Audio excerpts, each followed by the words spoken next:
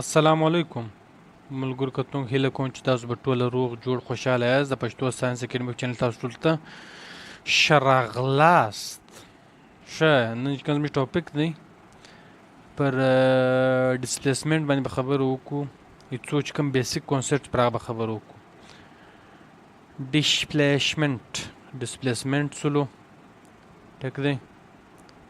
اصلي کې په فزیکس یو ډسټنس راځي یو ډسپلیسمنټ راځي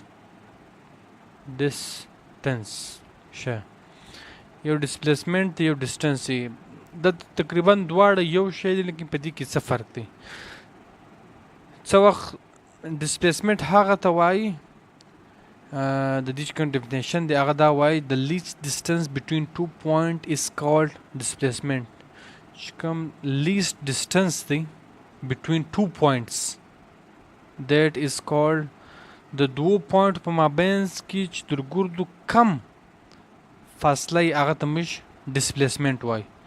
مثال کے طور پر دا دوه پوینټ دي د دې چې کوم لیسټ چې کوم ډسټنس دی هغه دغه دی ډسپلیسمنټ نومیږي د هغه رقم ډسټنس چې بیا دی هغه بیا دا رقم دی که زه د هغه دوه پوینټ ته دا رقم جوړ کړم اوس د دې پوینټ څخه ته غواړې چې دا بل پوینټ ته زه ځان راورسوم نو په دا طریقه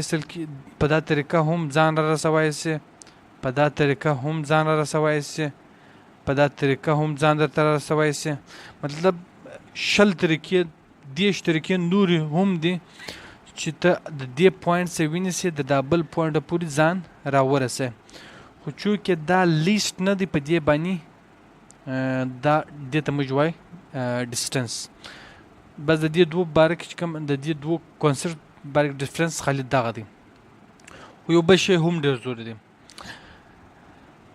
ډسپلیسمنټ چې دی هغه یو ویکټر کوانټیټي ده او ډسټنس چې دی هغه سکیلر کوانټیټي ده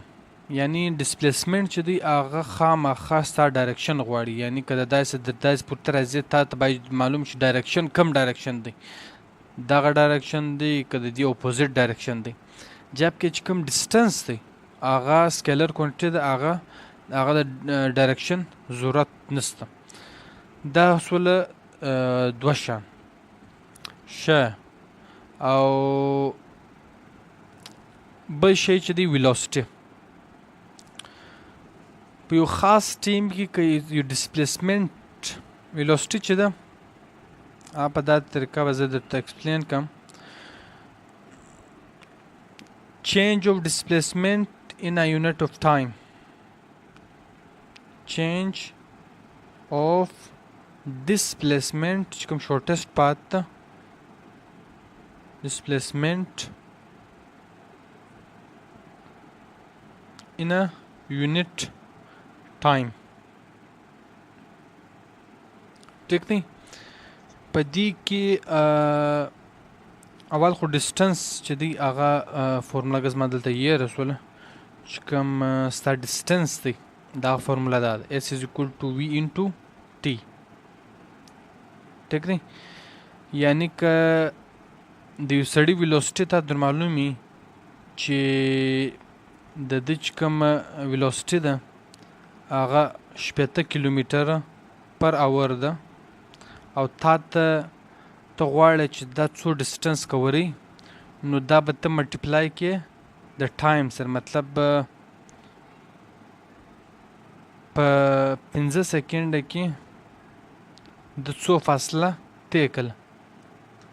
اس چې دی فاصله شو کوي ډسټنس شو کوي او اول خو ته دا چم کوي بلکې زه د ایسه د تحسانه کم 80 میټره به کم 80 کیلومتر نه 80 میټر ټیک دی پر سکند راځي که و پر سکند راځي شه که زه دا ووایم چې د یو سړي چې کوم ویلوسټي د هغه 80 میټره په یو سکند کې ده او په 15 سکند کې ته ماته دا راوشه چې د 15 سکنډه بعد به د چیر رسېدلی نو هغه